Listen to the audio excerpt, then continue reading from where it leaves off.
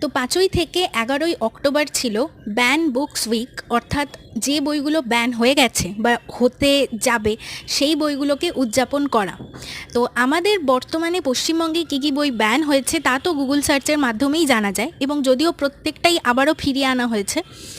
তো কিন্তু এমন কিছু বই যেগুলো আমি পড়েছি এবং আমার মতে যেগুলো যে কোনো সময় ব্যান হয়ে যেতে পারে এবং আপনাকে তাই জন্য সংগ্রহে তুলে রাখতে হবে, সেই বইগুলোই এই ভিডিওতে রইল।